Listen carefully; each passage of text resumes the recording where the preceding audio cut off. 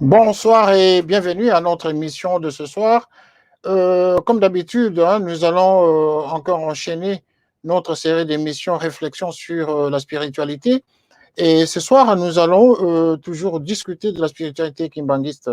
Vous savez très bien que cette année, ce mouvement religieux, justement, va célébrer ce centenaire, c'est-à-dire ses 100 ans d'existence, depuis que Simon Kimbangu a initié justement son mouvement spirituel, ce mouvement justement qui a drainé beaucoup de foules, ce mouvement justement qui a emballé beaucoup d'Africains justement à travers son message.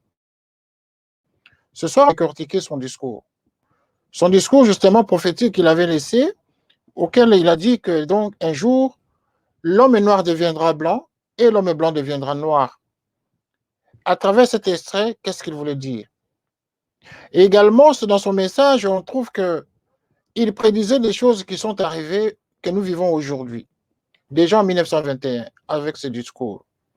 Mais la question essentielle ici, c'est non seulement de célébrer l'homme, de célébrer le message, mais également parler de ce mouvement spirituel. 100 ans, ce n'est pas rien.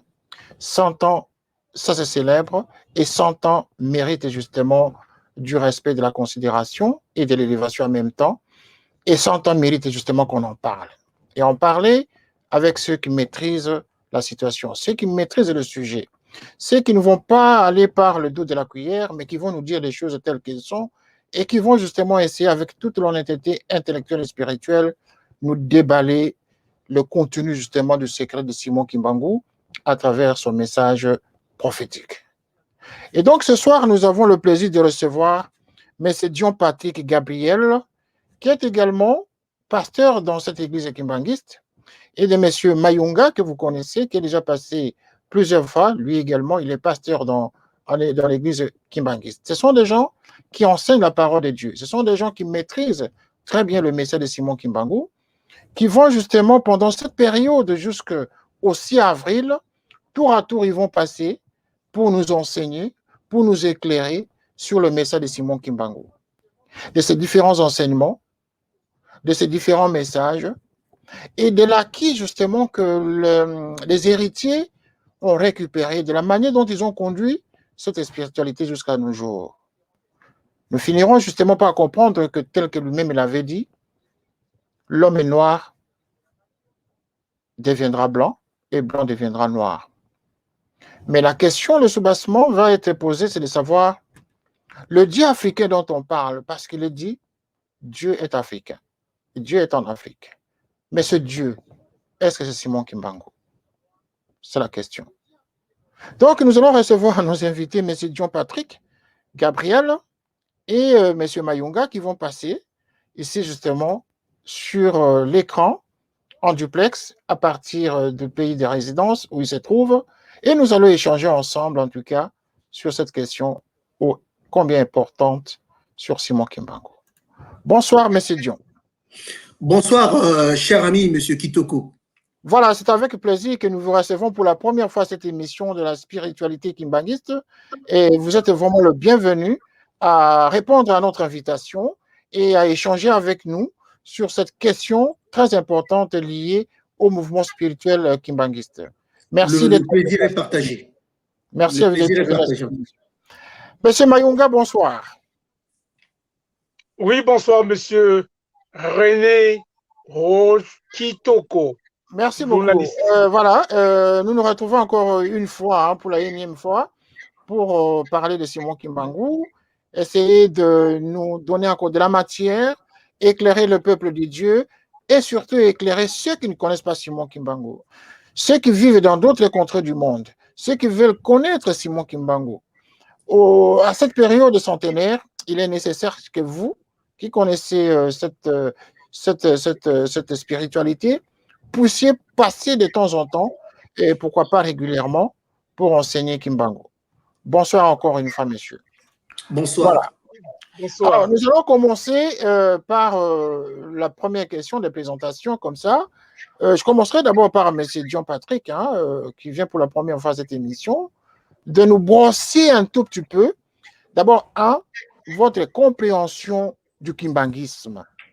en peu de mots, parce que bon, c'est la première fois que vous venez à notre émission. Nous aimerions que les téléspectateurs qui ne vous connaissent pas encore arrivent à découvrir justement l'homme que nous invitons ce soir. Merci beaucoup, M. Kitoko, de cette opportunité que vous m'offrez pour que je puisse m'exprimer aujourd'hui sur le vaste sujet, la vaste thématique du kimbongisme. Alors, le kimbongisme, par définition, est non seulement une religion, mais au-delà de la religion, le kimbongisme est une civilisation. C'est une religion, oui, parce que mouvement, le 6 avril 1921, mise en place, créé par Papa Simon Kimbangu, le 24 décembre 1959, c'est devenu une institution religieuse.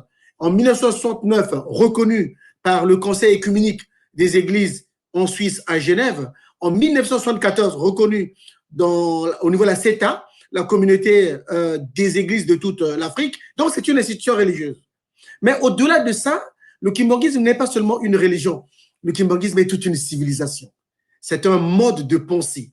C'est un mode de vie. C'est une façon d'être. C'est une façon de faire. C'est toute une civilisation, puisqu'elle est dotée de tous les éléments civilisationnels. Voilà pourquoi je dis que le kimbongisme, non seulement c'est l'aboutissement du christianisme, parce que le christianisme est inachevé. Le christianisme a été mis en place, comme vous le savez tous, par notre Seigneur Jésus-Christ, le seul, unique rédempteur et sauveur universel, qui est parti. Il a demandé au Père, il a dit à ses apôtres, je demanderai au Père de vous envoyer le Saint-Esprit.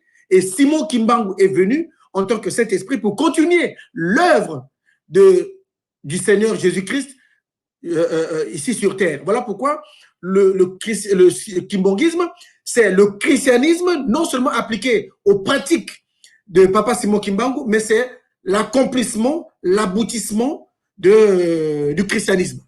Voilà comment je peux définir le kimbongisme. Voilà, vous l'avez défini, vous avez circonscrit un tout petit peu la compréhension du kimbongisme. Bon, évidemment, nous n'allons pas évoquer les questions théologiques liées à l'homme sur le plan divinité, parce que bon, ceci a déjà été discuté plusieurs fois, à moins que vous ayez justement une idée là-dessus à nous dire d'emblée comme ça, comment prenez-vous Simon Kimbangu? Est-ce que Simon Kimbangu serait Dieu ou tout simplement le Saint-Esprit, comme vous veniez de le dire? Alors, cher ami, je suis très heureux et très à l'aise de répondre à votre question. Vous savez, j'ai suivi plusieurs de vos émissions que vous avez animées avec mon collègue, hein, le révérend pasteur Mayunga. Très intéressant, très riche par ailleurs. Hein. Je dirais simplement ceci. Le monde entier aujourd'hui, là au moment où nous émettons sur vos antennes, personne, humainement comme ça, a vu le Seigneur Jésus-Christ. Pourtant, tout le monde croit que c'est le Fils de Dieu. Tout le monde croit que c'est Dieu qui a pris la chair humaine, la forme humaine. Donc, pourquoi le monde entier, ceux qui croient bien sûr, croient que Jésus-Christ est vraiment le Fils de Dieu, est vraiment Dieu le Fils? C'est par la foi. Mais personne aujourd'hui ne peut nous certifier qu'il a vu Jésus-Christ. Il n'y en a pas. Il n'y a aucun être humain sur terre qui peut dire qu'il a vu Jésus-Christ. Mais c'est par sa foi personnelle, individuelle. Bien, moi aussi, Monsieur Dion Gabriel Patrick, je vous dis que Papa Simon Kimbangu, c'est Dieu le Saint-Esprit. Qu'est-ce qui me fait dire ça? C'est ma foi. Ma foi me fait dire que, voilà, si je peux en 2 minutes vous raconter comment je suis rentré dans l'église kimbongiste, vous allez comprendre que oui, on ne peut pas devenir kimbongiste par hasard. Ce n'est pas une variable déterministe, non. C'est pas une variable en mathématiques, comme on appelle ça, stochastique. Non, ce n'est pas une variable à l'aide. On devient kimbongiste par la foi, c'est-à-dire par l'appel de Dieu. Moi, personnellement, je suis devenu kimbongiste en 2 mots à partir de 1989 en Roumanie. J'étais d'abord catholique, baptisé, j'ai fait tout mon cursus catholique là-bas. Enfant de cœur, j'ai eu mon baptême, j'ai eu ma confirmation, j'ai eu mon scapulaire, j'ai servi enfant de cœur derrière les prêtres, il n'y a pas de souci. Après, Ça, c'est quand j'étais en classe de 3e jusqu'en terminale. Après, je suis allé en Roumanie pour étudier. Et là-bas, c'est là-bas que j'ai rencontré un grand homme de Dieu qu'on appelle Papa Mboyo. Alors, j'ai connu l'église kimbangiste. Alors, j'avais de la confusion dans ma tête. Le premier jour où j'ai été à l'église kimbangiste, j'ai entendu leur prédication. Je suis revenu à la maison, j'ai dit non, non, non, il faut que je prie, que je demande au bon Dieu, quelle est Dieu se trouve dans quelle église? Est-ce que c'est dans l'église catholique? Est-ce que c'est dans l'église protestante? Est-ce que c'est dans l'église kimbangiste là? J'ai prié. Et moi qui vous parle, j'ai vu ce que j'ai vu. C'est-à-dire, j'ai vu la réponse que l'homme m'a donnée. Je dormais dans mon lit avec ma petite copine et j'ai vu que le ciel s'est ouvert, le plafond s'est ouvert et j'ai vu le ciel ouvert, tous les anges les anges des cieux descendre doucement, doucement, doucement, jusqu'au niveau de ma chambre, dans ma fenêtre. Alors, ils m'ont tendu la main. Ils disent, venez, venez avec nous. Alors, moi, je m'apprêtais à venir là. J'ai dit, mais prenez aussi ma copine, on est deux. Non, non, non, non, c'est pas lui qui a posé la question, c'est vous qui avez prié, c'est vous qui avez posé la question, c'est à vous qu'on doit répondre. Et j'ai tenu les mains des anges et ils m'ont emmené dans le ciel. Et j'ai vu toute la création de Dieu là. J'ai vu le continent africain, le continent européen, j'ai vu tout. Et on est allé dans les cieux. Et quand on allait dans les cieux, dans les cieux, je me disais, mais comment je vais faire pour eux, ils ont des ailes. Et comment j'ai dit, non, non, non, mais toi aussi tu as des ailes. J'ai dit, mais quelles ailes? Moi, j'ai pas des ailes. Il dit, si, tes mains là, tes mains font fonction des ailes. Fais seulement comme ça, comme un oiseau, et tu vas voir que tu vas. Eh bien, j'ai fait comme ça, comme un oiseau. Effectivement, je suis allé dans l'espace, dans les airs. Voilà. Donc, après avoir fait le tour du monde, le tour de notre planète, ils m'ont posé la question. Vous avez vu, nous sommes de quelle couleur, nous les anges? J'étais très, très, très heureux parce que j'ai touché les mains des anges. Ils étaient ni blancs, ni noirs, mais beaucoup plus noirs. C'est-à-dire qu'ils ont une couleur qui tend vers le noir, mais pas tellement le noir, mais voilà. Voilà. Et donc, je me suis dit, voilà la réponse que j'ai pu avoir de ma question. Je dis, ah, j'ai compris. Mais où se trouve la vraie église en question? Il dit, l'église en question, il m'a montré le chemin, c'était vers l'Afrique, et il m'a montré donc Simon Kimbangu. Et donc, quand j'ai vu la photo de Simon Kimbangu, l'image de Simon Kimbangu, je me suis dit, voilà la réponse à ma question. Donc, c'est à partir de 1989 que je suis devenu kimbangiste. Donc, moi, c'est ma foi qui me conduit à croire qu'effectivement, Simon Kimbangu est Dieu, le Saint-Esprit. Voilà. De la même manière que vous ou d'autres personnes croient, et alors qu'ils n'ont jamais vu Jésus-Christ, moi, je ne l'ai pas vu. Papa Simon Kimbangu, c'est vrai, il est mort en 1951. Moi, je suis né dans les années 60. Donc, je ne l'ai pas vu. Par contre, j'ai rencontré des gens qui l'ont vu et je ne vais pas étaler toute la vie ici, toute ma vie ici, tous les témoignages que j'ai, mais c'est par ma foi, simplement, que je crois que Papa Simon Kimbangu, c'est notre libérateur, l'envoyé spécial de notre Seigneur Jésus-Christ. Effectivement, c'est la foi guérit notre conscience, la foi guérit nos plaies, la foi nourrit justement notre espérance, et c'est par la foi justement qu'on peut surmonter les montagnes, jusqu'à accepter en soi le Dieu qui change nos vies, le Dieu créateur, celui qui transforme justement les montagnes. Merci en tout cas, M. Dion, pour cette première partie de votre intervention, de nous éclairer comme ça à travers un témoignage aussi édifiant justement sur Simon Kimbangu. Des témoignages de ce genre, nous les avons vraiment entendus, surtout depuis qu'on a commencé cette émission. Si ce n'est que pour parler des témoignages, alors nous pouvons déjà faire un livre dans notre production ici. Il y a beaucoup de témoignages qui nous arrivent, des gens qui nous parlent justement de Simon Kimbangu. Voilà. Alors maintenant, nous allons parler de la première partie de notre émission. Nous allons justement évoquer la question de la fondation de ce mouvement religieux par Simon Kimbangu. J'aimerais à cet effet joindre le pasteur Mayunga, qui va commencer d'abord à nous expliquer comment ce mouvement a commencé et ainsi, M. Dion, nous allons revenir vers vous. Restons toujours en duplex. Alors, pasteur Mayunga, vous avez la parole. Expliquez-nous en peu de mots comment ce mouvement kimbanguiste a commencé à ses débuts? Comment ça s'est passé? Bon, merci, monsieur René Kitoko. Bon, moi, je pense que pour ma part, je suis déjà passé plusieurs fois à vos antennes. Et aujourd'hui, vous me donnez l'opportunité de parler de la base, du soubassement, de la fondation, en fait, de l'église kimbanguiste. Bon, l'église kimbanguiste en tant que telle, c'est vrai que n'est pas ou n'a pas été une déclaration qui a été faite directement, soit à la préfecture, pour avoir un cadre juridique, donc une personnalité juridique comme une association, donc sans but lucratif. Mais c'est parti en fait d'une source. Avant son éclosion, il y a eu un personnage, une personnalité, pas n'importe laquelle cette personnalité, au nom de Simon Kimbangu, qui en fait a eu à faire un parcours en tant qu'humain. Donc, avant sa naissance, ce Kimbangu a eu à exister. Il existait bien avant sa naissance physique. Parce que au XIVe siècle et XVe siècle, nous avions nos ancêtres, notamment dans le royaume du Congo, et ils avaient des traditions, des us et coutumes auxquelles ils étaient très attachés. Parce que je ne reviendrai pas là-dessus. Je vous l'ai déjà dit suffisamment que l'Afrique est le berceau de l'humanité. Donc, tout à l'heure, mon collègue pasteur vous a parlé de la civilisation.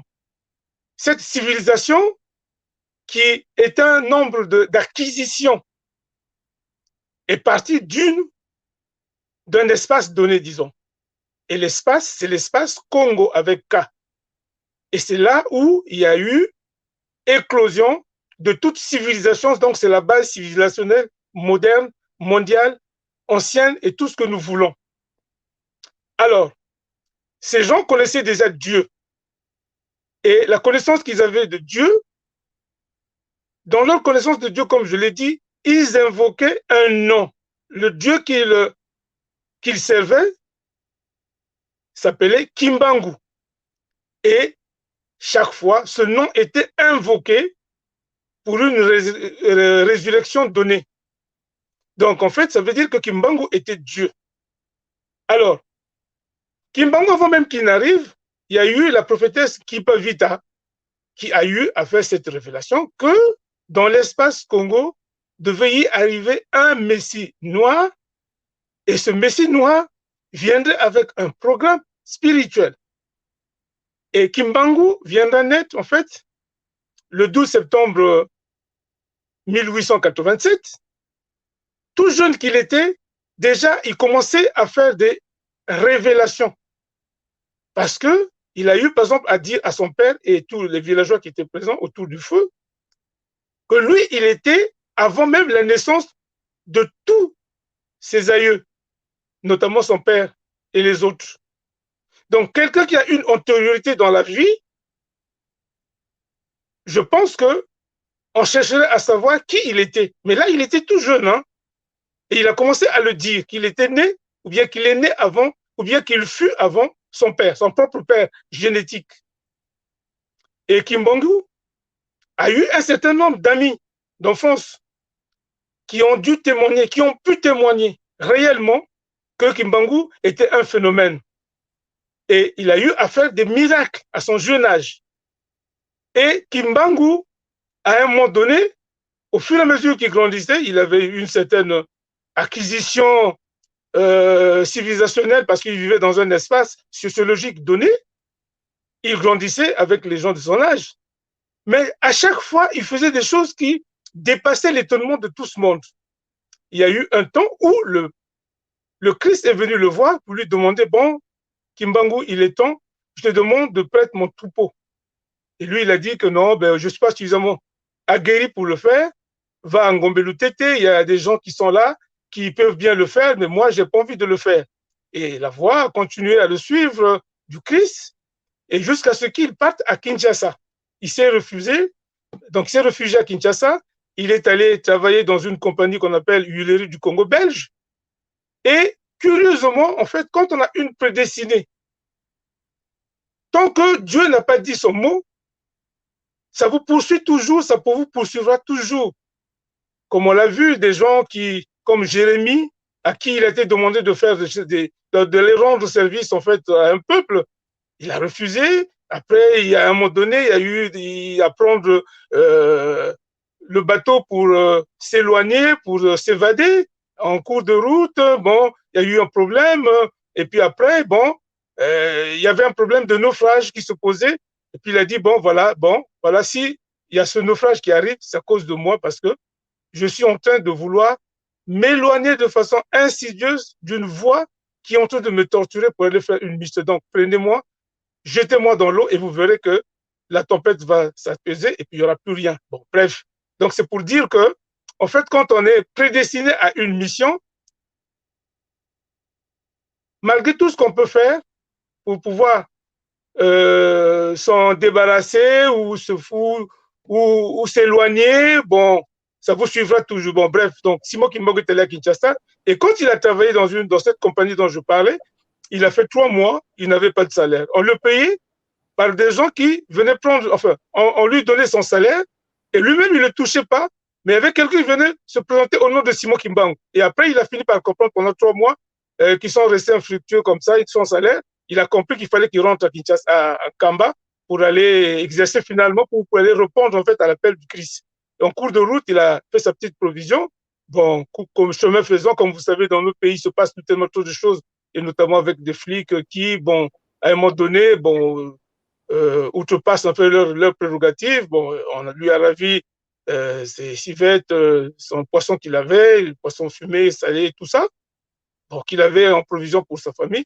Bon, après, il est parti en Kamba. Et en Kamba, un certain 6 avril, voilà, il a dit que bon, voilà, il est temps. Maman Mouille, donc son épouse, lui a demandé, bon, d'aller faire teinter la cloche.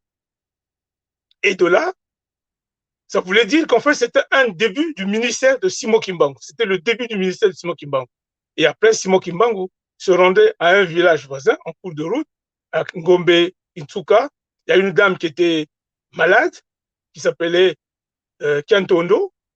Et puis, elle est allée, bon, les gens, elle était agonisante, la dame. Et Simon Kimbangu est arrivé, il a dit, bon, voilà, cette dame qui est malade, bon, voilà, je crois que j'ai reçu un appel de Dieu. Donc, j'ai quelque chose que je voudrais faire sur son corps, sur elle. Et après, bon, juste, il a dit, au nom du Seigneur, je te demande de te rétablir. Et elle s'est rétablie. Et après, bon, c'était parce qu'elle était agonisante, hein. Elle était mourante.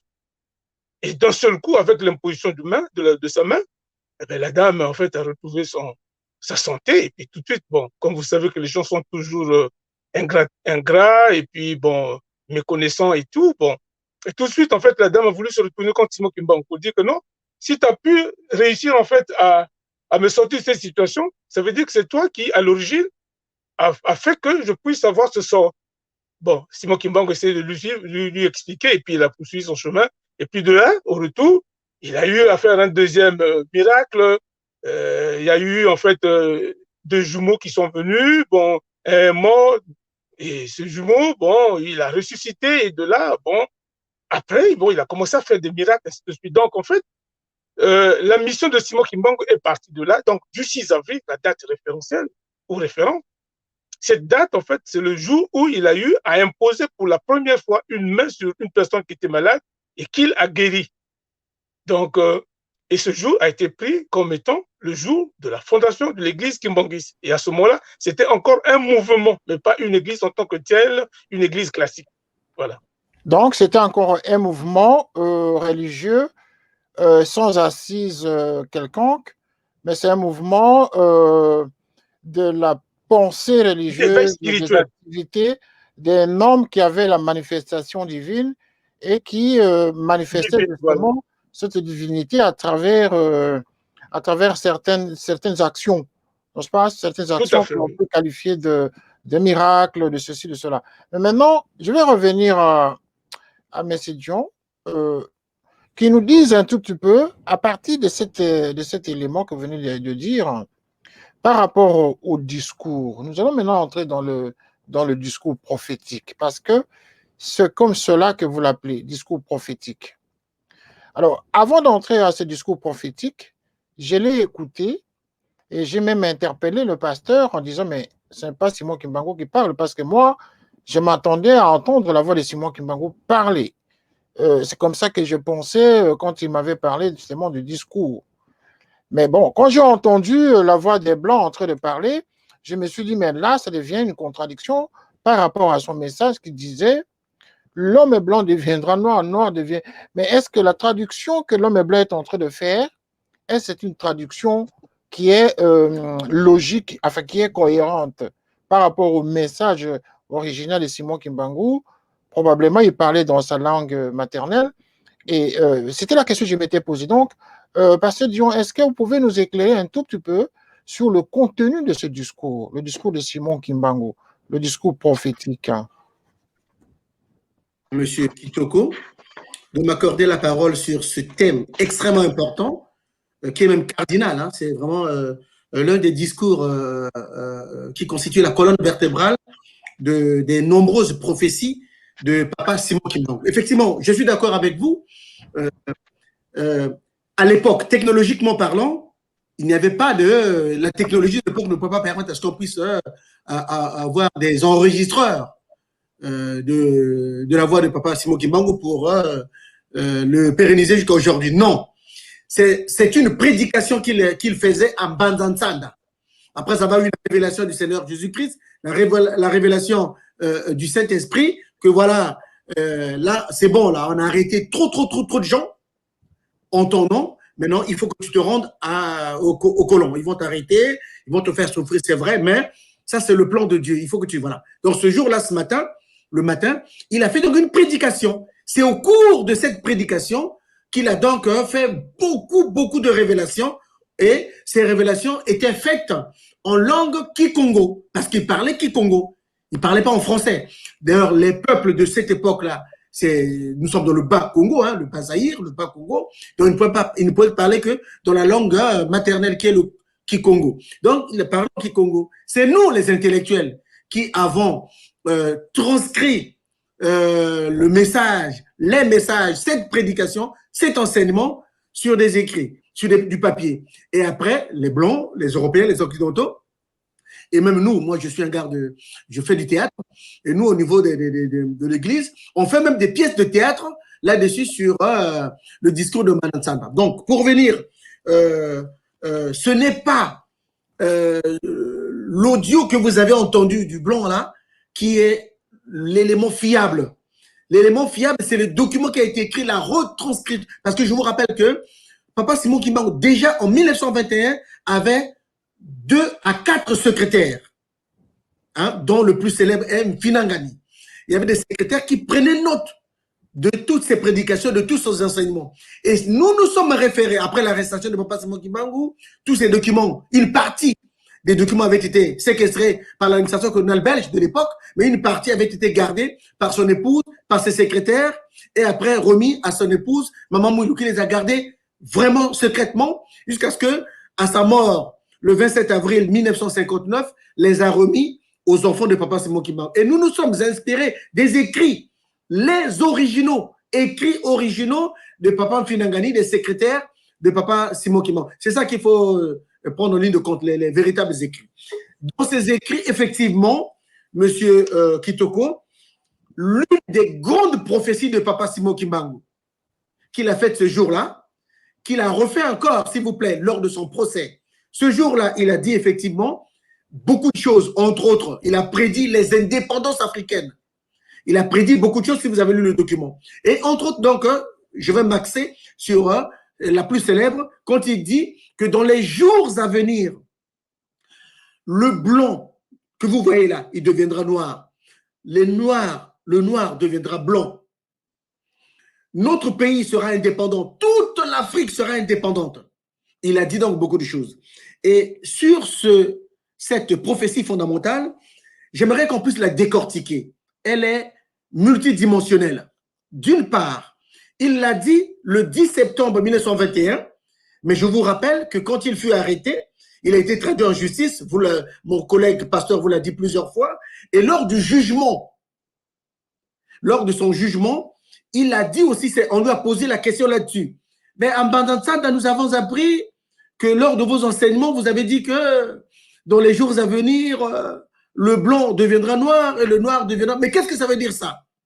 Il dit, aujourd'hui, vous avez entendu, mais vous n'avez pas compris.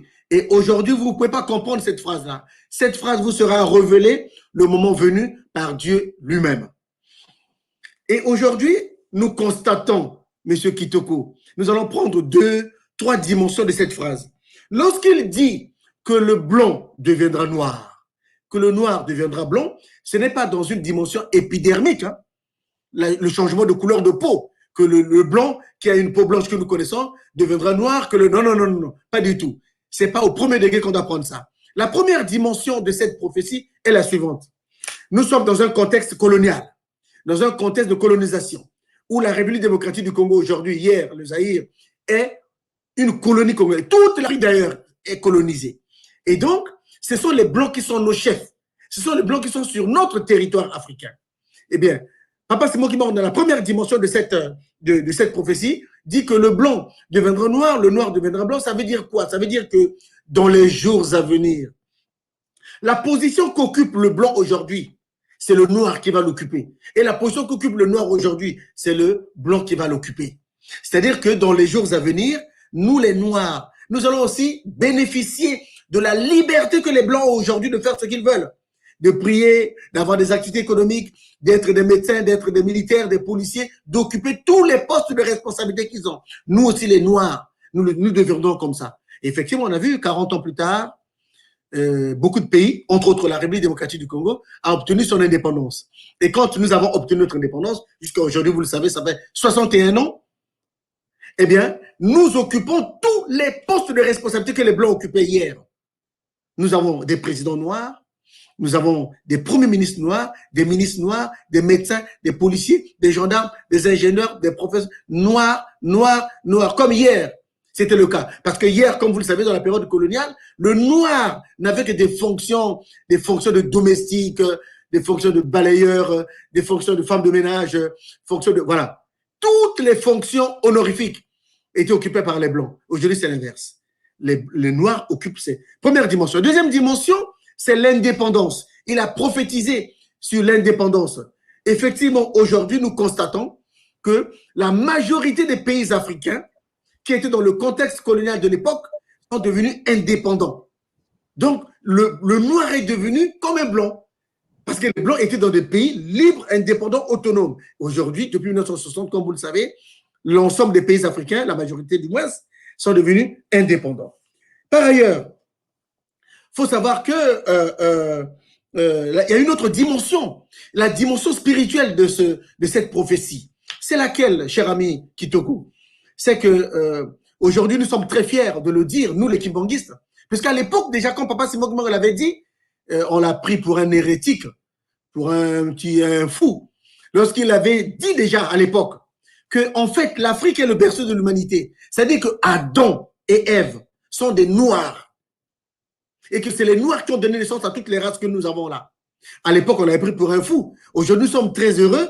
Un autre frère à nous, Noirs, l'un des plus grands savants du XXe siècle, Cheikh Anta Diop, a démontré scientifiquement qu'effectivement, l'Afrique est le berceau de l'humanité, que les premiers êtres humains sur la Terre, c'est Adam et Ève. Ils furent des Noirs. Ça ne peut pas être autrement. Je ne ferai pas la démonstration aujourd'hui. Elle est trop facile. Elle est même devenue une vérité axiomatique. Même les enfants sont maintenant convaincus de ça. Voilà. Donc, quand il dit le blanc deviendra noir, le noir deviendra blanc, ça veut aussi dire que dans les jours à venir, eh bien, le noir redeviendra, va acquérir, va avoir sa première place d'avant, d'antan, puisque c'est le noir qui est le grand frère. Le blanc, le jaune, le rouge, toutes les autres races. Encore qu'il n'y a pas d'autres races, il n'y a qu'une seule race. Mais enfin bref, c'est à titre péjoratif que je le dis, toutes les autres races sont les petits frères du noir. Donc, de la même manière que dans le temps, vous le savez très bien, M. Kitoko, la première puissance du monde, comme aujourd'hui les États-Unis d'Amérique, qui sont première puissance économique, première puissance technologique, première puissance scientifique, première puissance spatiale, première puissance partout. Eh bien, à l'époque, vous le savez, c'était en Afrique. La première puissance de l'époque, c'était l'Égypte, où tout le monde, tous les pays du monde entier venaient s'abreuver, venaient apprendre l'histoire, la géographie, les mathématiques, la science, la philosophie, tout. Et bien sûr, ils ont triché, comme vous le savez tous. Les Grecs sont venus, les Français sont venus, les Allemands, tout le monde est venu s'abreuver là-bas. Et après, ils sont allés avec cette science, la propager dans le monde entier. Hélas, c'est des gros voleurs, vous le savez très bien. Ils ont donné les noms de ces différents théorèmes, de ces différentes découvertes là-bas chez eux. Ils ont mis leur nom, alors qu'en réalité, c'était d'origine égyptienne. Donc, le noir deviendra blanc, le blanc deviendra noir. C'est que dans les jours à venir, effectivement, le noir va avoir sa première place de première puissance. Ça sera l'Afrique, de toute façon. Aujourd'hui, on peut vous démontrer ça facilement. Le continent le plus riche du point de vue des richesses du sol et du sous-sol dans le monde entier, il y a 5 continents, c'est le continent africain.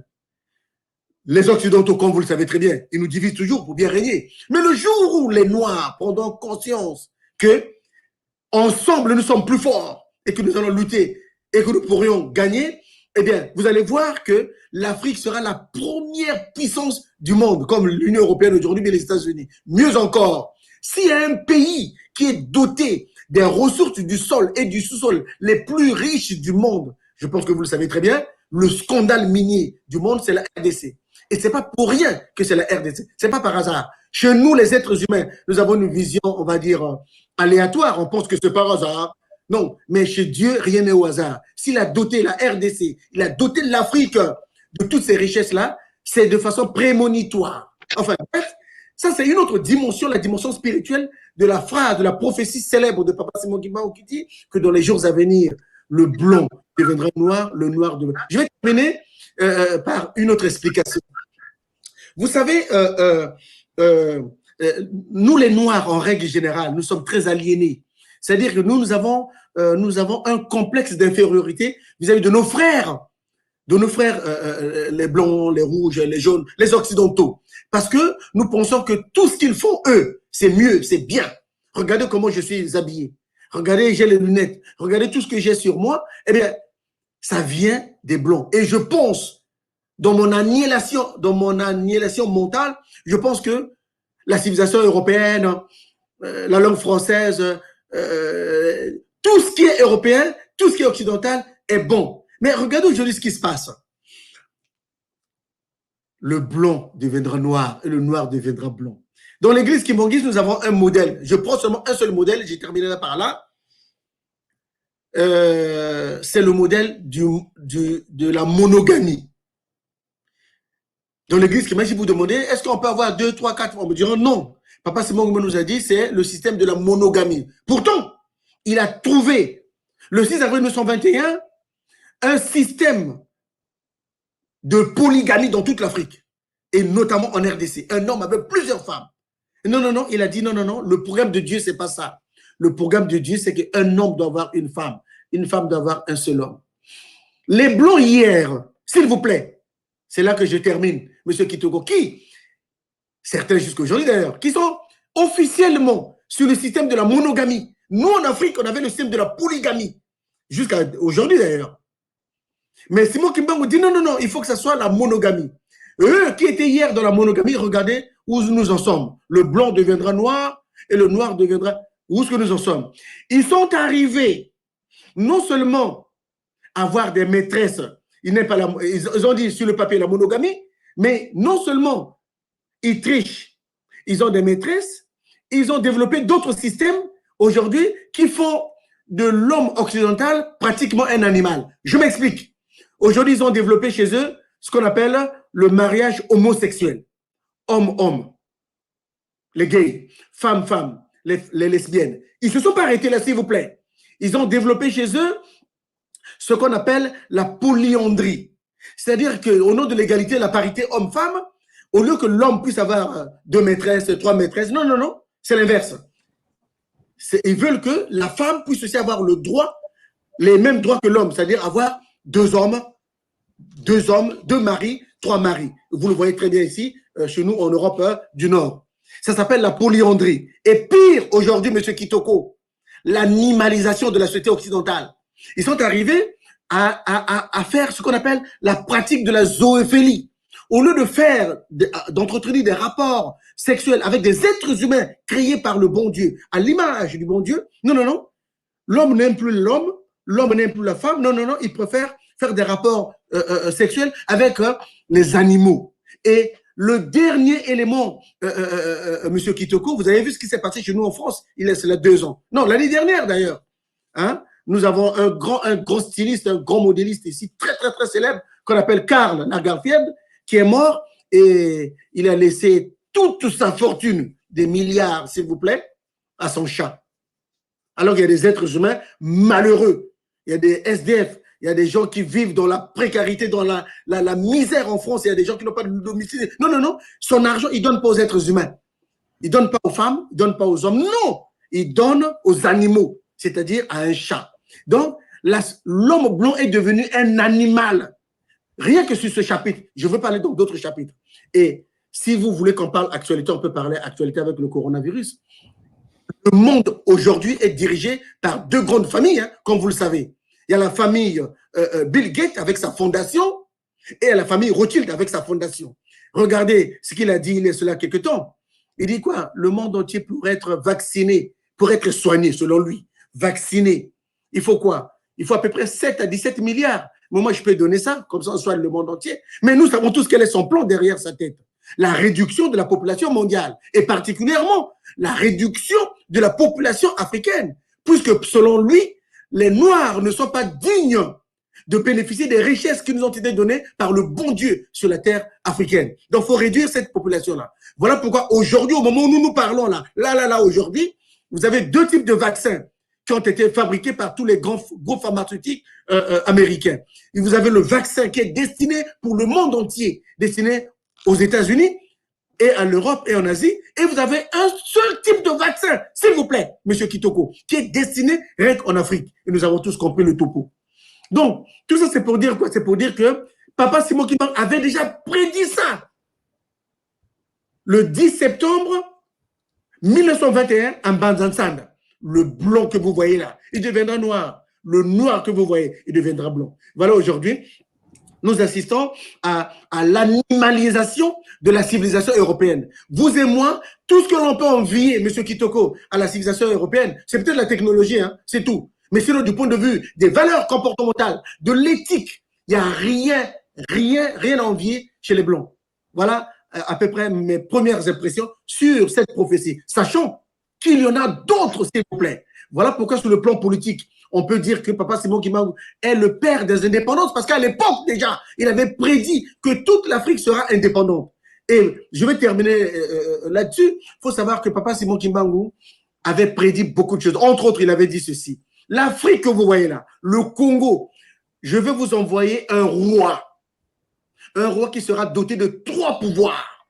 Ce sont ces 3 pouvoirs-là qui vont diriger toute l'Afrique, qui vont diriger le monde entier. C'est quel pouvoir? Le pouvoir scientifique, le pouvoir politique et le pouvoir spirituel. Et nous, au sein de l'Église kimbanguiste, nous pensons que 2 pouvoirs, nous les avons déjà. Il reste le 3e pouvoir pour que nous puissions diriger le monde. Pour que le noir redevienne, pas l'Église kimbanguiste, excusez-moi, que le noir redevienne à sa première place. Il faut que nous puissions être détenteurs de ces 3 pouvoirs. Le pouvoir spirituel, nous l'avons déjà, à travers le Saint-Esprit, à travers la religion kimbanguiste, à travers le kimbanguisme en tant que civilisation et en tant que religion. Ça, c'est le pouvoir spirituel. Et le corps de Papa Simon Kimbangu en est le témoignage. En Kamba, vous allez là-bas, vous allez voir son corps. Il a 36 à 37 degrés. Un corps quelqu'un qui était mort depuis des années et des années, son corps est toujours chaud, comme s'il était vivant. Donc ça, c'est la preuve de la spiritualité de Papa Simon Kimbangu. Pouvoir spirituel, nous l'avons déjà. Le 2e pouvoir, c'est le pouvoir scientifique, M. Kitoko. Le pouvoir scientifique est démontré par l'écriture négro-africaine, qu'on appelle le Mandombe. Mandombe. Pour les Noirs. Ce n'est pas pour les Congolais. Non, non, non, non, non. Ce n'est pas pour les Aïwa. Ce n'est pas pour les Angolais. Ce n'est pas pour les Ivoiriens. Non. Pour pour les Noirs, donc la race noire. Ça témoigne que le Papa Simon Kimbangu n'est pas venu pour les Congolais. C'est quoi ça, le Congo? Il a une dimension divine. Il est venu pour l'ensemble de la race noire partout où il se trouve. Et il nous a dotés d'un instrument de développement socio-économique qu'on appelle le mandombe. Le mandombe n'est pas seulement une écriture. Lorsque vous voyez les applications industrielles du mandombe, vous allez vous rendre compte que le mandombe, c'est autre chose. Mais dans sa définition première, pas la deuxième, pas la troisième, première, on dit que c'est une écriture négro-africaine. Et d'ailleurs, il n'y a aucune église dans le monde qui a une écriture, sauf l'église kimbanguiste. Par révélation divine, depuis 1974, je pense. Oui, 74, si je ne me trompe pas, par Papa Wabeladjo. Cette écriture-là, c'est un instrument qui permet donc la création de tous les biens et services matériels. Ça fera l'objet d'un autre débat un autre jour. Ça, c'est le pouvoir scientifique. Maintenant, pour diriger le monde, il faut avoir un troisième pouvoir que nous connaissons tous, c'est le pouvoir politique. Monsieur Kitoko, jusqu'à aujourd'hui, nous les Noirs, on n'a pas encore le pouvoir politique. Regardez même en RDC, là où Papa Simon Kimbangu est né, il y a combien de kimbanguistes ministres? Il y a quel kimbanguiste est devenu déjà président? Voilà. Aujourd'hui, nous avons la chance d'avoir, pour l'élection présidentielle prochaine, peut-être certainement, un petit-fils de Papa Simon Kimbangu qui veut se lancer dans la vie politique. Moi, je l'encourage très bien, qui veut se lancer. Papa Diangenda Martorell Kututukidi, qui a créé un parti politique qui veut réaliser le troisième pouvoir prophétique de Papa Simon Kimbangu, c'est-à-dire le pouvoir politique. Une fois, M. Kitoko, nous aurons rempli ces trois pouvoirs-là, une fois que nous aurons et le pouvoir politique, et le pouvoir scientifique, et le pouvoir spirituel, on peut dire qu'on peut diriger la RDC. Si on commence à diriger la RDC, ça va se propager sur l'ensemble de l'Afrique. Mais Papa Simon Kimbangu est venu pour toute la race noire, s'il vous plaît. Eh bien voilà, vous avez donné vraiment des informations utiles justement pour la plupart des téléspectateurs, hein, surtout les non-congolais hein, qui nous écrivent là. Ça, c'est vraiment des informations qui nous font chaud, en tout cas au cœur. Et nous apprenons effectivement, nous confirmons effectivement que l'Africain est victime de cette politique d'acculturation qui a été imposée par l'Occident et nous sommes embarqués sans nous rendre compte que nous étions en train de perdre notre entité spirituelle. Donc, il est vrai que nous avons été déconnectés de notre entité spirituelle. Et cette entité spirituelle constitue justement notre identité. Probablement, c'est à travers la spiritualité Kimbangu. Et c'est justement la raison pour laquelle nous faisons ce type d'émission. Et quand nous faisons ce type d'émission, ce ne sont pas des émissions à polémique. C'est ça, nous avons déjà défini l'angle de cette émission, c'est la réflexion sur la spiritualité. Et donc, vraiment, M. Dion, vous avez été parfait dans votre explication. Et là, je peux même vous confirmer que j'ai des gens qui écrivent ici. Deux personnes viennent de dire, en tout cas, merci Papa Patrick. L'autre dit, bravo, en tout cas, que vous revenez de plus en plus pour nous en parler. Parce que vos explications sont très édifiantes et ça va convaincre beaucoup de gens. Voilà. Ce que nous cherchons effectivement dans cette émission, c'est ça. Transformer les cœurs des gens qui sont dans le doute. Faire comprendre à l'Africain que tout ce que nous avons appris dans les cours des religieuses africaines, il est vrai qu'il y a des éléments qui ont été biaisés. Il y a des informations que nous n'avons pas, qui n'ont pas été très développées pour l'intérêt de l'Africain. Alors, je vais revenir maintenant au pasteur, parce que là, vers la fin de l'émission, on va aborder la question de l'étude comparative hein, avec une autre spiritualité dont on avait parlé ici. Ça sera à la fin vraiment de l'émission, mais j'aimerais rebondir un tout petit peu auprès de pasteur Mayunga. Lorsque je regarde le début du mouvement spirituel Kimbangu avec lui-même Papa Simon Kimbangu, jusqu'à l'officialisation, lorsque je vois ça fait à peu près 38 ans. Pourquoi cette période a été si longue pour que ce mouvement soit reconnu comme étant une religion à part entière? Qu'est-ce qui a fait que cette difficulté s'imposa uniquement aux kimbanguistes? Il est parti, voilà, on ne sait pas l'avoir. Bien. Moi, je peux vous répondre. Je peux donner quelques éléments de réponse. Vous pouvez Je peux répondre vous à sa donner- place parce qu'il n'est pas là. Oui, je peux donner. Quand il va revenir, il pourra compléter. Écoutez, il faut d'abord contextualiser la naissance de l'Église kimbangiste en tant que mouvement d'abord. Hein. Le 6 avril 1921, Papa Simon Kimbangu commence le ministère du Seigneur Jésus-Christ en faisant la résurrection, comme l'a dit le pasteur Mayunga tout à l'heure, de maman Kiantondo, qui était agonisante depuis des jours et des jours, mourante. Et Papa Simon Kimbangu, en passant par là, l'esprit lui dit, rentre dans cette parcelle, regarde ce qui se passe là-bas et porte secours à cette dame. Il l'a fait par imposition des mains au nom du Seigneur Jésus-Christ. Lève-toi, maman Kiantondo s'est levée et était guérie. Nous sommes dans le contexte de la colonisation. Donc, les choses doivent être faites pas à pas, doucement, doucement. Lorsque on a posé la question à Papa Simon Kimbangu lors de son arrestation, il a été jugé. Lorsqu'on lui a posé les nombreuses questions qu'on lui posait, il y a une question sur laquelle on lui dit, mais qui es-tu? Lui, il a répondu, je rappelle qu'à l'époque, lui répond en Kikongo. Hein. Les colons belges, quand ils sont venus, ils ont appris et le lingala et le Kikongo, en dehors du français. Donc, s'il faut parler en français, il parle en français. S'il faut parler en Kikongo, il parle en Kikongo. Ils connaissaient. La preuve, ils ont traduit la Bible en Kikongo et en lingala pour que les populations du Nord qui parlent lingala puissent la lire et celles du Sud qui parlent Kikongo puissent également la lire. On lui pose donc une question. Qui es-tu? Lui, il avait répondu, moi, je suis mon nom Ntumwa Yesu Christo. Je suis l'envoyé du Seigneur Jésus-Christ. Et eux là-bas, ils ont traduit par prophète. OK? Mais Papa Simon Kimbangu n'est pas un prophète. Alors, chaque chose en son temps. Nous sommes dans la colonisation. Papa Simon Kimbangu m'a dit, je ne suis pas venu, moi, pour créer une église en tant que telle. Non, parce qu'on lui avait posé aussi la question. Kimbangu, oui, est-ce que toi, tu as l'argent? Parce qu'à l'époque, il y avait deux grandes églises au Congo. À l'époque coloniale, l'église catholique et l'église protestante, dont lui-même était issu. Parce que, je rappelle en passant que Papa Simon Kimbangu fut catéchiste de l'église protestante.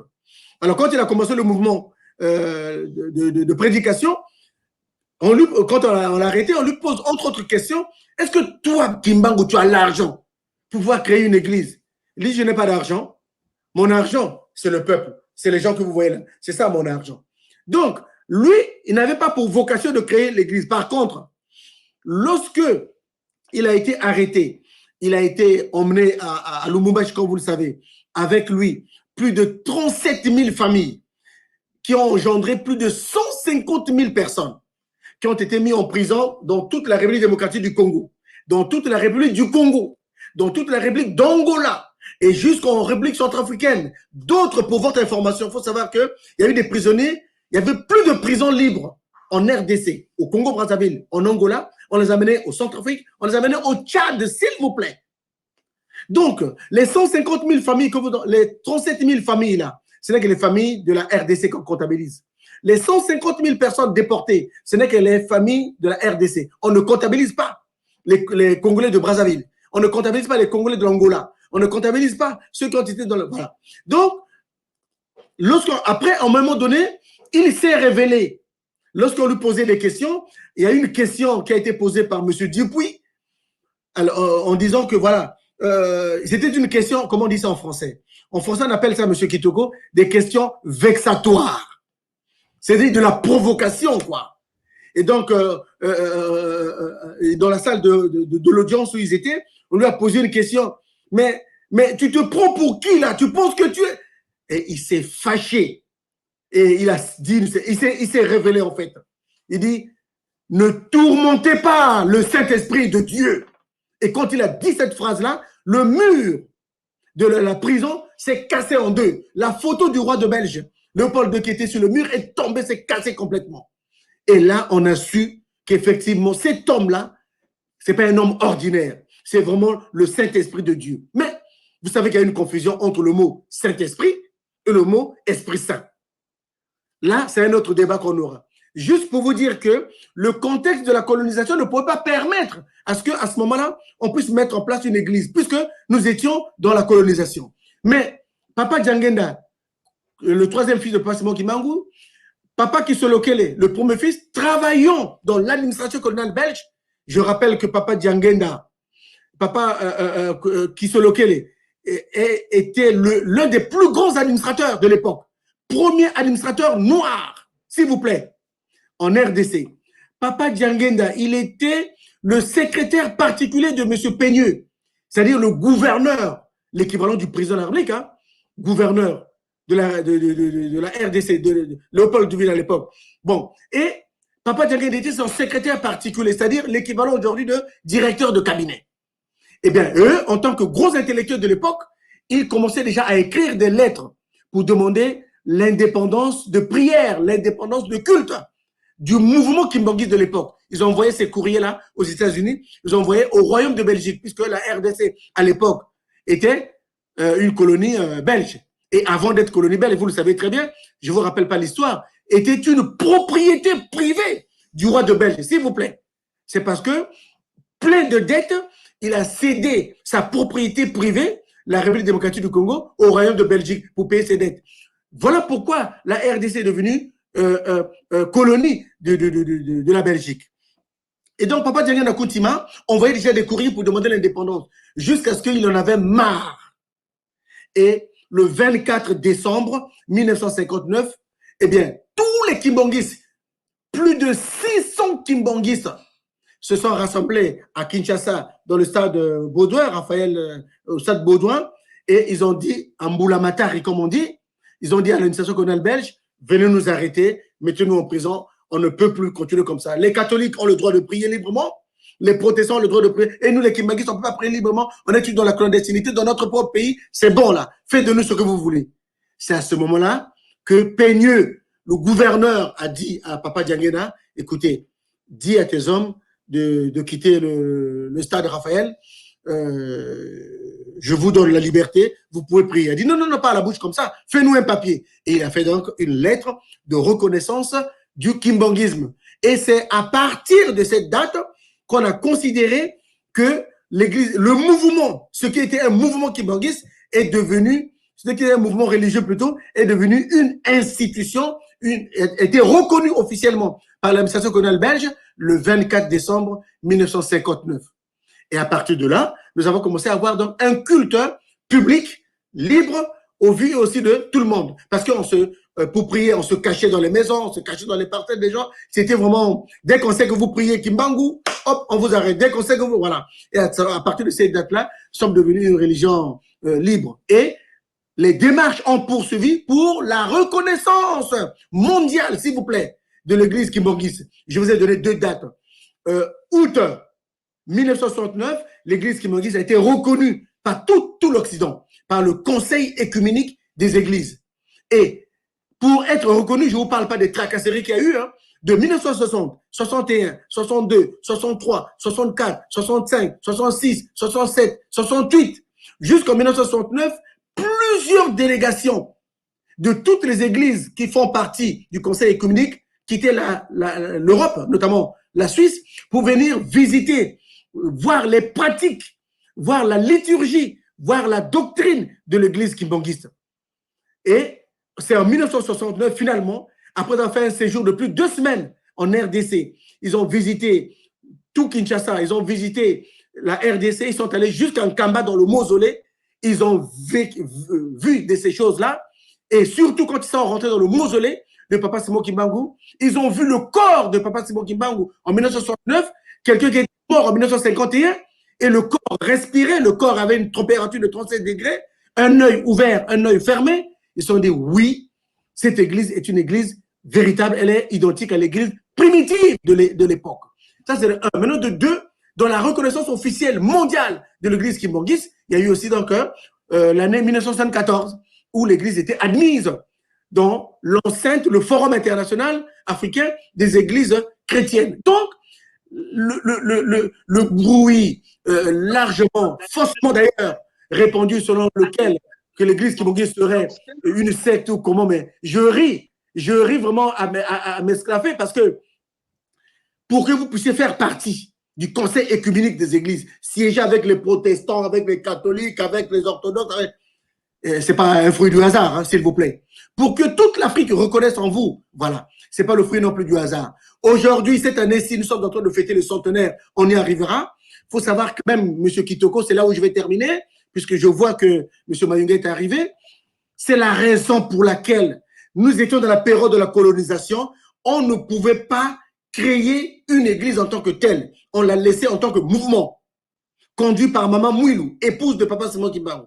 Et maintenant, quand on nous a donné l'indépendance officiellement, eh bien, nous l'avons déclarée comme une personne morale, comme une institution religieuse à part entière, et nous avons fait tous les efforts nécessaires pour avoir notre liturgie, notre doctrine et tous les éléments nécessaires. Et pour terminer, il faut savoir que, par élément comparatif, M. Kitoko, pour vous faire rire un tout petit peu, le Seigneur Jésus-Christ, que tout le monde prie, que nous aussi nous prions, n'a jamais créé d'église. Il n'a jamais créé une église. Ce sont les 12 apôtres derrière qui se sont dit non, non, non, il faut s'organiser quand même.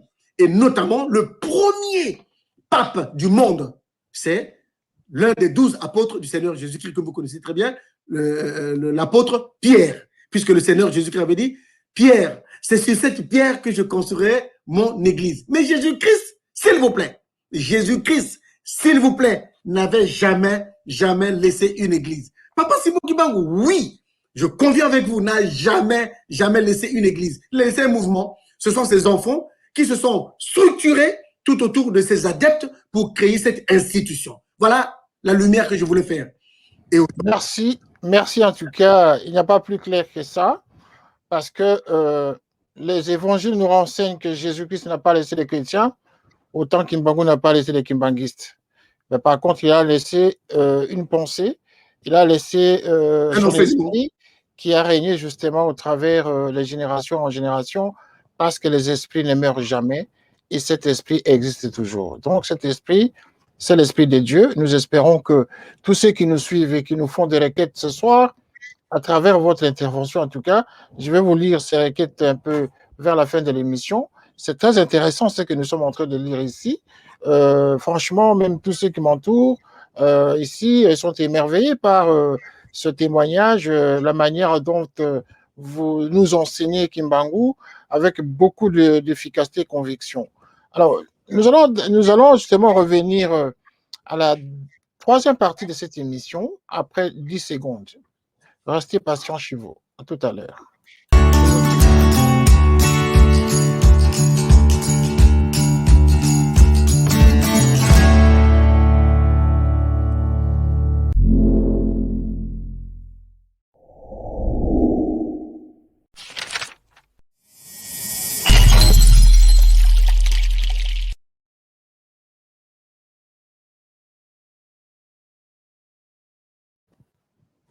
Merci. Le centenaire oblige, le centenaire, c'est une obligation justement. Le centenaire de l'église kimbanguiste, le centenaire du mouvement religieux kimbanguiste. C'est comme cela que nous pouvons l'appeler. Simon Kimbangu doit être célébré. Simon Kimbangu, c'est un esprit de Dieu. Simon Kimbangu est venu sur terre, mais pas contre. Les saints ne l'ont pas reconnu, en tout cas pour la plupart, et qui se sont emportés par l'esprit de l'Occident.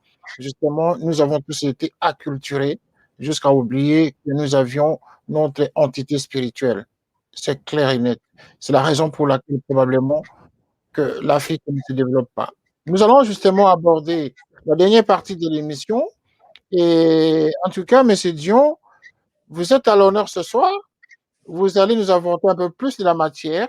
Mais avant de nous apporter cette matière, il y a beaucoup de gens qui nous écrivent. Beaucoup de gens nous ont écrit depuis que nous avons lancé cette émission sur une question qui revient tout le temps. La plupart des téléspectateurs nous demandent en plus que nous puissions organiser un grand débat où les gens vont commencer à intervenir dans toutes les langues, c'est-à-dire y compris le lingala, le swahili et consorts. Effectivement, je peux vous confirmer ce soir que cela peut être possible uniquement si vous allez accepter que l'on parle en français. Vous pouvez poser votre question en lingala, il n'y a pas de souci. Et nous allons réagir en français pour, bon, évidemment, celui qui aura la sensibilité de parler dans la langue qui est interpellée pourrait toujours intervenir, mais pensez à ceux qui ne comprennent pas le lingala. C'est cela le problème. Parce que la chaîne ici est diffusée sur satellite à travers Canal Africa 54, Canal 54. Donc, si vous avez vos boîtiers, vous pouvez voir Canal Africa 54 et cette émission passe directement également là-bas. Et c'est suivi par beaucoup de gens qui n'ont rien à voir avec le Congo, qui ne comprennent pas le Lingala. C'est la raison pour laquelle nous faisons cette émission, ces différentes émissions en français pour communiquer justement cette spiritualité à travers le monde par rapport à ceux qui ne comprennent pas ce que c'est Simon Kimbangu et ceux qui pensent que Simon Kimbangu n'a jamais existé. Donc, c'est un outil de communication et c'est un outil que nous pouvons utiliser justement pour diffuser la pensée spirituelle de Kimbangu. Voilà, il n'y a que ça. Et donc, à part ça, il y a beaucoup de questions. Nous allons les aborder à la fin de l'émission. Mais nous allons aborder maintenant la dernière partie de l'émission telle que nous l'avons conçue dans notre conducteur. Le pasteur est déjà de retour. Il a déjà parlé de cette question. Mais quand même, pour vous permettre aussi, messieurs Dion, de vous reposer un peu, je vais revenir au pasteur Mayunga qui a déjà parlé de ce sujet sur l'étude comparative que nous avons faite sur notre spiritualité. Vous conviendrez avec moi qu'il y avait existé une autre spiritualité, M. Mpandi Simon, que lui a commencé son œuvre, n'est-ce pas, le 23 novembre 1919. Alors que Simon Kimbangu ne commence son œuvre le 6 avril 1921. Voyez-vous que ça porte à la confusion. On ne sait pas qui est qui, là. Monsieur Dion, parce que c'est vous qui êtes là.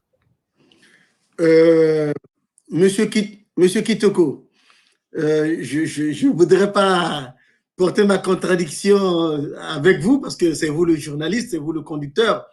Écoutez, cette date-là,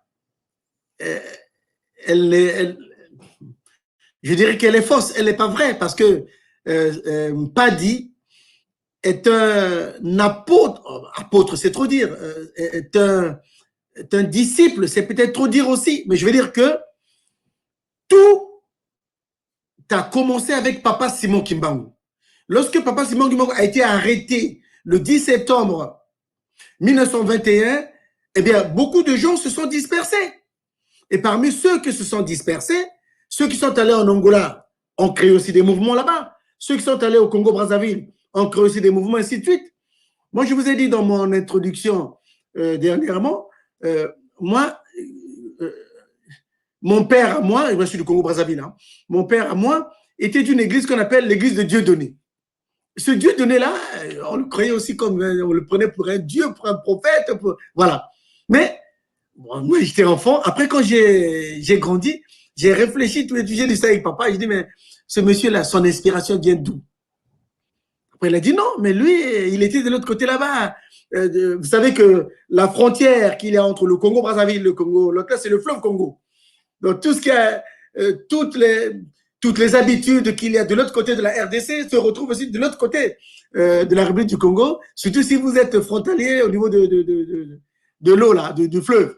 Il dit non, non, c'est un monsieur qui était pêcheur ici, chez nous au Congo, mais il allait faire la pêche de l'autre côté de la RDC. C'est là-bas qu'il a rencontré Simon Kimbangu. Il a eu foi en son discours, foi en sa spiritualité, et après les indépendances, bien, quand il est venu de ce côté-ci, eh bien, il a créé l'église et il a donné son nom. Pur et simplement, il a donné son nom, Église de Dieudonné. Mais si vous allez à l'intérieur, dans cette église-là, les chansons qui sont chantées là-bas sont les chansons kimbanguistes. La prédication, elle est modèle kimbanguiste. On prie la Sainte Trinité, Père, Fils, Saint-Esprit. On s'agenouille, etc., etc. Et le livre de référence sacré, c'est toujours la Bible. Et il cite Simon Kimbangu à tout va. Bon, donc finalement, il me s'est dit, voilà, quelqu'un, si les gens ne connaissent pas l'histoire, ils vont dire que non, lui aussi il est antérieur à... Non, Mpadi n'est pas antérieur à Simon Kimbangu, c'est Simon Kimbangu qui est antérieur à M. Mpadi, que je respecte beaucoup. C'est un grand homme de Dieu qui s'est inspiré de l'enseignement de Papa Simon Kimbangu et a pu donc développer son enseignement aussi au niveau de l'Afrique là-bas, au niveau de la RDC, au niveau de l'Angola, etc., etc. Donc j'ai beaucoup de respect pour lui. J'aimerais pas, je pense pas que ça soit un débat utile sur l'antériorité de l'un ou de l'autre. Une chose est vraie. Lorsque l'on voit la contribution, on fera une autre émission là-dessus, la contribution de Papa Simon Kimbangu à l'humanité, s'il vous plaît. Mais on peut monter encore le niveau plus haut. Hein? Lorsqu'on voit l'apport du Papa Simon Gbagbo dans la civilisation humaine, il n'y a pas photo quand même avec M. Mpati. Je m'arrête là, par respect.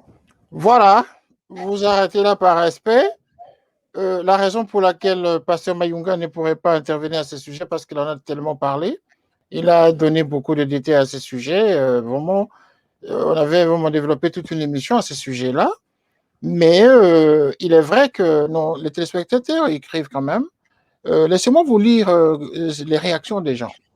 Alors, première réaction, enfin, l'une des réactions, parce qu'on en a une vingtaine déjà. Alors, je ne sais pas si je peux citer vos noms, mais d'après notre principe ici, nous ne citons pas les noms des gens si vous n'avez pas autorisé qu'on cite votre nom. Nous lisons les commentaires et les messages que vous nous envoyez. Voilà. Alors, bien sûr qu'une église messianique était prédite dans ces oracles. Papa Kimbangu a dit un oracle universel. Le monde parlera une seule langue, aura une seule gouvernance et priera un seul Dieu. Et l'autre qui dit Ingeta Mbuta Gaspard. Mbuta Gaspard. Beaucoup de réactions en tout cas. Alors, comment vous pouvez interpréter aura une seule langue, une seule. Voilà, l'oracle en question là, voilà, une seule gouvernance et priera un seul Dieu. Voilà, cet oracle-là. Est-ce que ça se manifeste aujourd'hui? Est-ce que le monde se converge vers cet oracle? Alors, la parole de Dieu,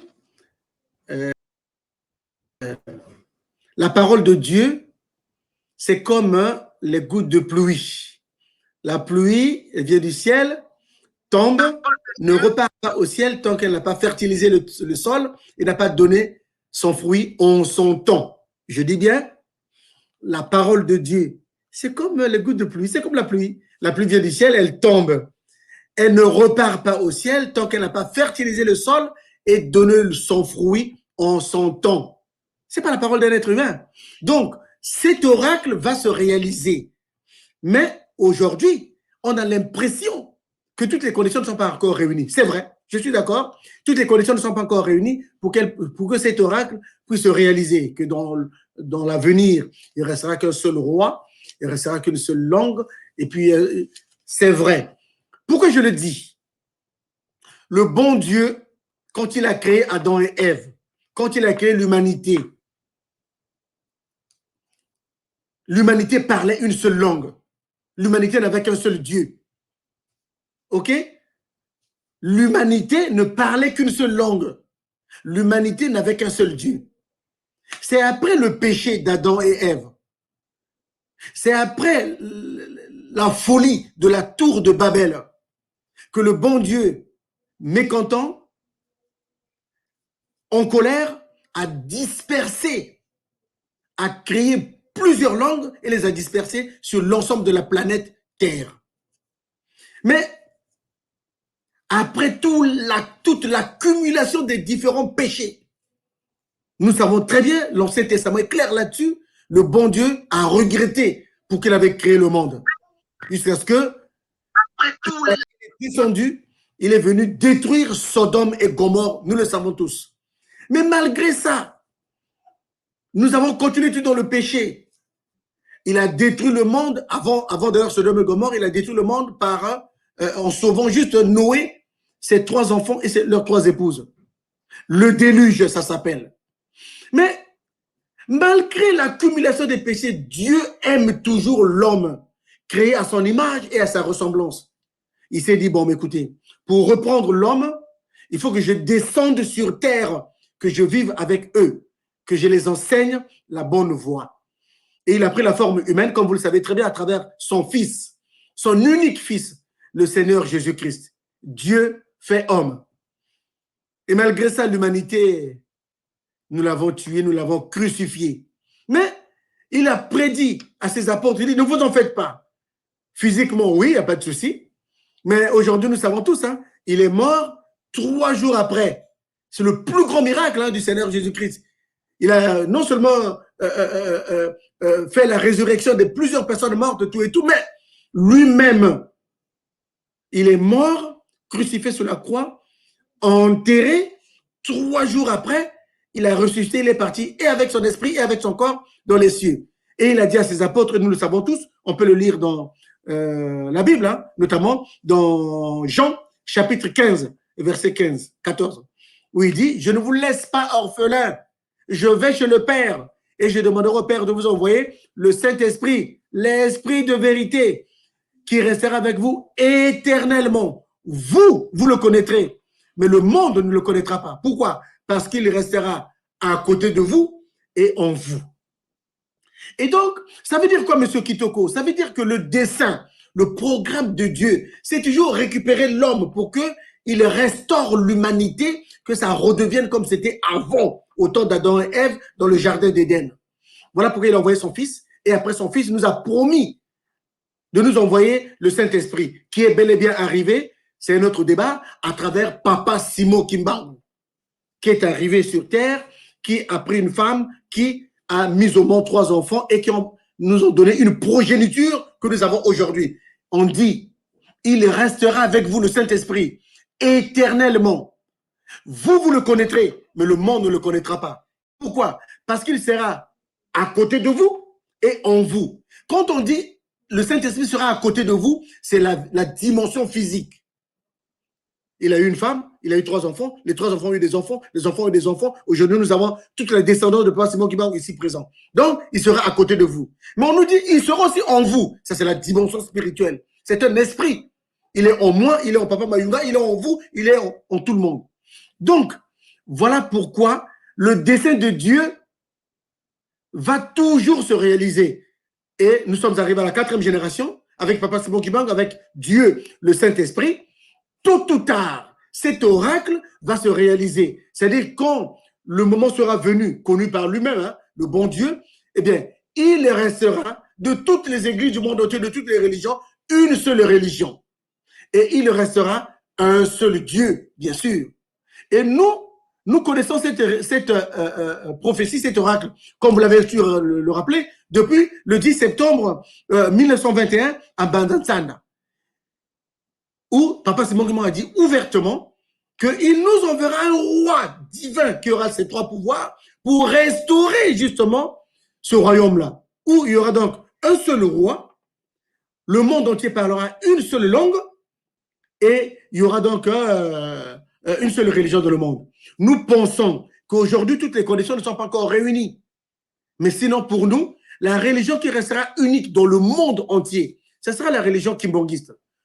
Que vous croyez pas, nous ne sommes pas venus ici pour convaincre les gens. Pas du tout. On n'a pas cette prétention-là. Oh là là, on n'a pas cette prétention. Mais nous vous informons, c'est une information, qu'il y aura une seule religion. Ce sera la religion kimbanguiste. Il y aura un seul roi. Ce sera Papa Simon Kimbangu. Oui, on ne peut pas comprendre ça, parce que physiquement, on dit qu'il est mort. Mais un esprit ne meurt pas. Un esprit, c'est comme une lettre que vous envoyez, vous postez à la lettre, un courrier que vous postez à la poste, et vous avez l'enveloppe et vous avez le contenu à l'intérieur. L'esprit, c'est la lettre qui est à l'intérieur. L'enveloppe, c'est le corps de l'homme. Donc, son corps, oui, il est mort, tout et tout, mais l'esprit est toujours là. Il restera un seul roi qui sera Papa Simon Kimbangu, c'est-à-dire à travers la personne qu'il va choisir. Et ensuite, il restera une seule langue. Voilà un autre débat encore, M. Kitoko. Ça sera curieux, hein, si je vous dis cette langue-là. La première langue humaine, la première langue qui a été parlée par Adam et Ève à l'époque, c'est celle-là qui reviendra. Que les gens acceptent, qu'ils n'acceptent pas, je vous dis, M. Kitoko, cette langue-là, c'est la langue Congo, la langue Kikongo que vous voyez là. Et si un jour on fait un débat là-dessus, vous allez voir que du point de vue sémantique, même le mot Ève, le mot Adam a une origine Congo. Ça, c'est notre débat. Mais je vous dis, les conditions aujourd'hui, M. Kitoko, ne sont pas réunies. Mais cet oracle finira par se réaliser parce que c'est une prophétie divine. Ce n'est pas une prophétie humaine, c'est une prophétie divine. Voilà, vous avez dégagé beaucoup de sujets à débattre. Vous avez vraiment été très décisif. Vous avez été très incisif en même temps dans votre façon de nous expliquer Simon Kimbangu ce soir. La dernière question, c'est de savoir quel crédit peut-on donner au discours que nous entendons le discours que nous venions de parler, le discours de Simon Kimbangu? Quel est le crédit que l'on peut apporter à ce discours interprété par une voix qui n'est pas une voix africaine, mais la voix d'un blanc? On ne sait pas de quelle origine, mais en tout cas, c'est la voix des blancs. Nous allons essayer de jouer, de mettre en musique ce discours-là dans notre émission prochainement pour que tous ceux qui nous suivent justement écoutent. Et bon, alors, la question est simple, comme ça on va terminer l'émission. Quel est le crédit que nous pouvons donner à ce discours-là? Alors, je vais vous répondre linéairement.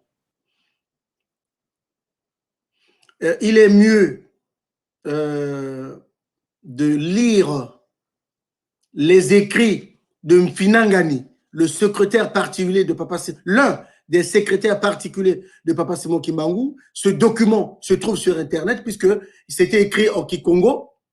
Les kimbanguistes l'ont transcrit en français. Ça se trouve sur Internet. C'est ça le véritable discours, le véritable enseignement.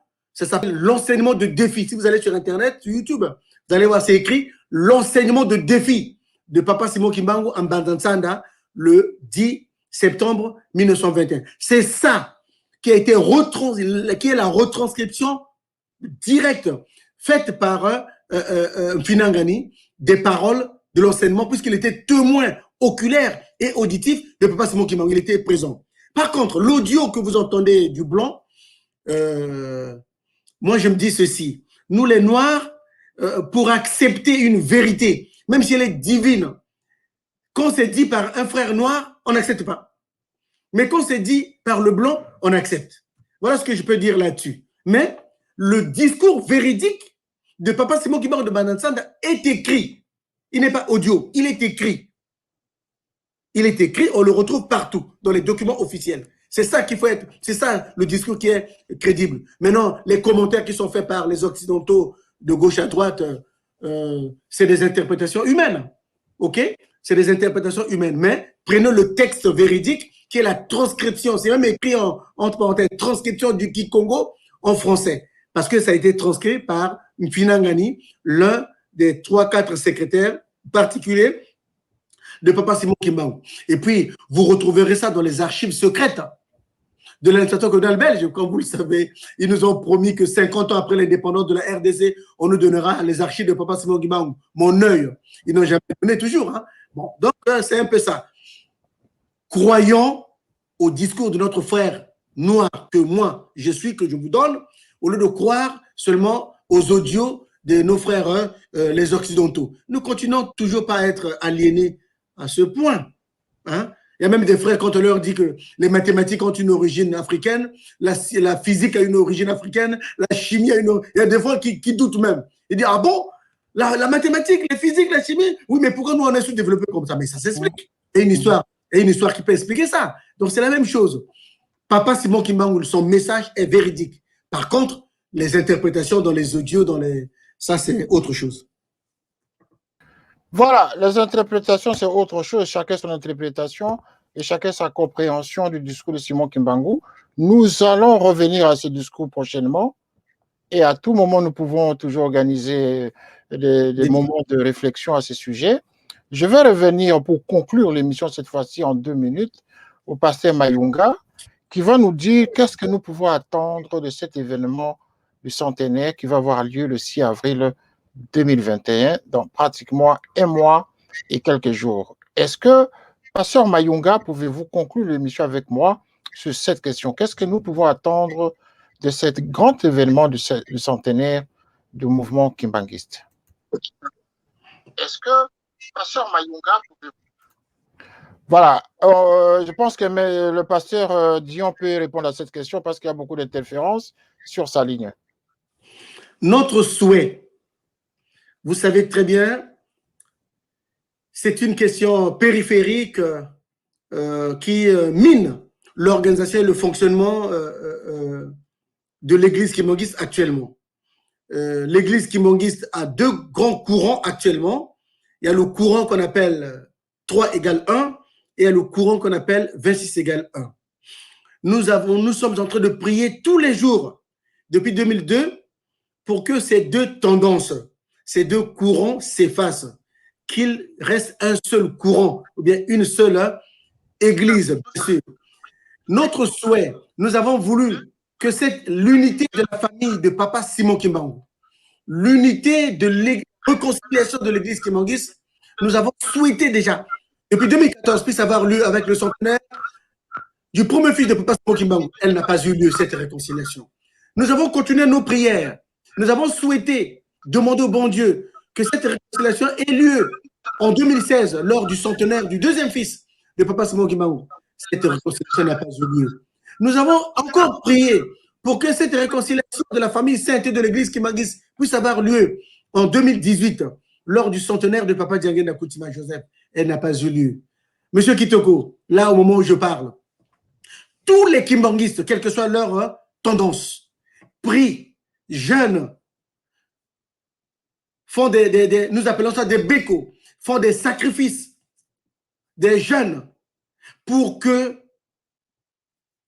le 6 avril 2021, à l'occasion de la célébration du centenaire de l'église kimbanguiste, du mouvement kimbanguiste devenu aujourd'hui église kimbanguiste, de la mission de Papa Simon Kimbangu, qui est de pouvoir sauver la race noire, que nous souhaitons que le 6 avril 2021, que son éminence, le chef spirituel de l'église kimbanguiste, Papa Simon Kimbangu Kiangani, se réconcilie avec tous ses frères, les 26 petits-fils de Papa Simon Kimbangu.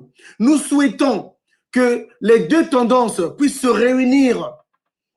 La tendance Église Kimbanguiste 3 égale 1 et la tendance Église Kimbanguiste 20 égale 1 puissent se réunir à l'occasion de ce centenaire. Le centenaire, comme vous le savez, c'est une grande fête.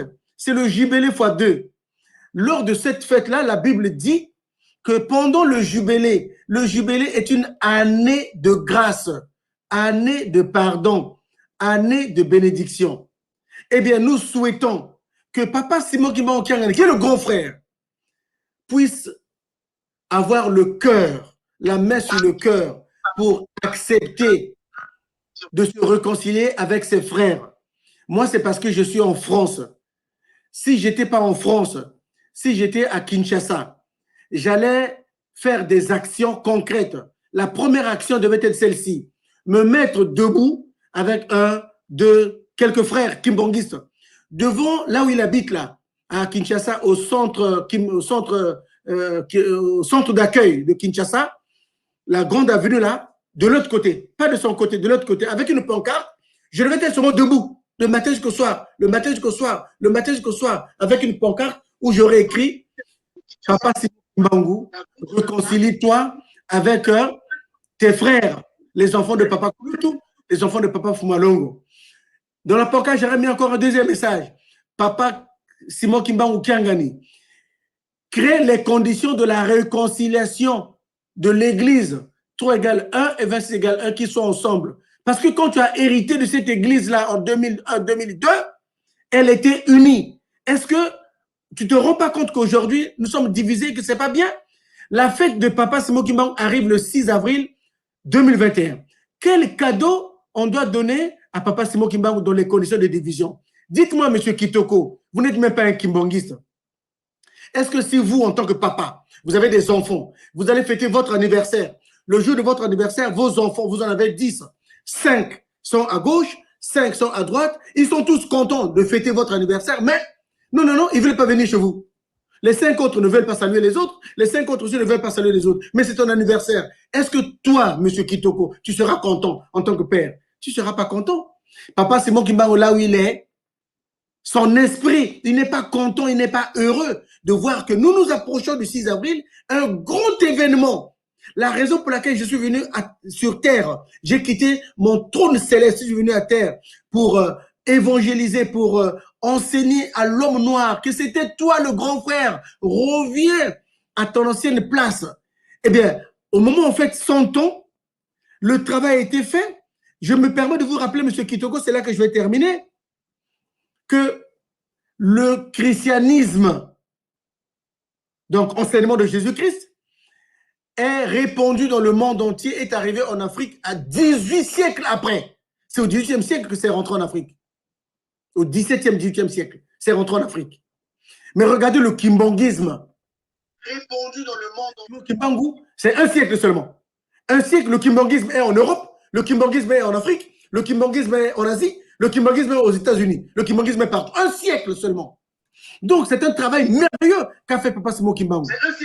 Attendons de ce centenaire, nous attendons de ce centenaire une réconciliation de la famille biologique de Papa Simon Kimbangu, une réconciliation de l'église kimbanguiste 3 égale 1 et 20 égale 1 qui soit unie. Voilà le message que j'ai à donner. Et je me répète encore en une seconde, si j'étais à Kinshasa, tous les jours, j'allais me mettre devant le centre d'accueil et je veux que les gens me prennent en photo, qu'ils mettent ça sur WhatsApp partout, qu'ils sachent qu'il y a un monsieur qu'on appelle Papa Patrick Gabriel Dion qui est devant le centre d'accueil avec une pancarte comme ça, où il y a 2 messages. Papa Simon Kimbangu Kiangani, chef spirituel de l'église kimbanguiste, réconcilie-toi avec tes frères. C'est tout. Voilà le message et l'attente du centenaire. Voilà, le mot est lâché, réconciliation, sous-entend division. Merci, vous avez vraiment été très direct, vous avez lâché vraiment le mot qu'il fallait lâcher, vous avez été plus que sincère. Et nous espérons que l'esprit de Simon Kimbangu vous touche et qu'il vous purifie et qu'il vous accompagne en tout cas par votre sincérité. Vous avez été très parfait dans votre élocution, dans votre discours, dans votre message, surtout le message. Le message, il est très sincère. Et ça conforte justement la plupart des téléspectateurs qui nous écrivent ici. C'est au regard de ce qu'ils écrivent ici que j'apprends aussi à vous découvrir en même temps. En tout cas, bravo. Que l'esprit de Simon Kimbangu vous protège. Merci. Quant à vous, chers téléspectateurs, merci d'avoir été avec nous ce soir. Vous êtes les bienvenus. Nous allons continuer à faire cette émission jusqu'au centenaire au 6 avril 2021. Chaque soir, nous pouvons toujours organiser cette émission des réflexions sur Simon Kimbangu. Nous allons amorcer déjà la période des témoignages et des messages justement entre les kimbanguistes et à l'égard de ceux qui ne connaissent pas Kimbangu. Donc, donnez vos propositions, envoyez-nous vos suggestions de débats, des thématiques auxquelles nous pouvons chaque soir développer justement pour propager cet esprit Kimbangu. Car nous devons écouter la voix de notre conscience, car c'est là où se trouve Dieu, c'est là où se trouve notre foi. Et cette voix qui est enfouie en nous, c'est justement ça, le message de Dieu que nous devons garder à jamais. Retenons toujours que les esprits existent et que les esprits ne meurent jamais, car ils sont autour de nous. Merci, Pasteur Mayunga. Merci, Pasteur Dion. Vous avez été tous très présents, sauf que le professeur, le prophète, le pasteur Mayunga a eu quelques soucis au niveau de sa connexion. Mais néanmoins, vous l'avez déjà entendu plusieurs fois cette émission. Et la première était ce soir, justement, au pasteur Dion, qui nous a apporté en tout cas des éclaircissements très enrichissants sur cette question justement du centenaire et du discours de Simon Kimbangu, discours auquel nous allons encore revenir pour en disséquer les morceaux les plus importants. Merci d'avoir été très fidèles avec nous à cette émission, messieurs. Que Dieu vous bénisse là où vous êtes, tout en espérant que vous serez encore de plus en plus nombreux à participer à cette émission. À partir de la semaine prochaine, nous allons organiser le débat téléphone ouvert. Vous pouvez intervenir dans la langue qui vous convienne, mais ne vous en voulez pas non plus à ceux qui vont réagir dans une autre langue en français. Mais par contre, vous pouvez toujours téléphoner dans la langue qui vous convienne. Nous allons nous débrouiller justement pour échanger ensemble, surtout avec ceux qui vont intervenir, les conférenciers ou les intervenants professionnels du kimbanguisme qui vont passer à cette émission chaque soir à partir de lundi. Merci d'avoir été avec nous. Merci d'avoir suivi cette émission Réflexion sur la spiritualité Kimbangu. Nous espérons que vous êtes tous prudents chez vous et que l'esprit de Kimbangu vous accompagne. Tout en vous lisant la dernière réaction. La dernière réaction, messieurs, écoutez ça. Bravo, messieurs Patrick et Dion, d'avoir reconnu cette honteuse division dans la famille sainte du sang sacré Kimbangu. Sans vérité, il n'y a pas de réconciliation sincère. Gare à l'hypocrisie des pasteurs fanatiques et de ceux qui veulent cacher la vérité. C'est ça. Simon Kimbangu, là où il est ce soir, ce message-là il vous a vraiment écouté et il vous a béni. Il est vrai que cet esprit va vous accompagner très loin parce que vous avez su dire la vérité. Merci d'avoir suivi notre émission. Merci. Vous avez été si nombreux à nous écouter ce soir. Merci en tout cas à vous tous. Le rendez-vous est pris encore lundi soir à la même heure pour discuter de la réflexion Simon Kimbangu. À très bientôt. Au revoir.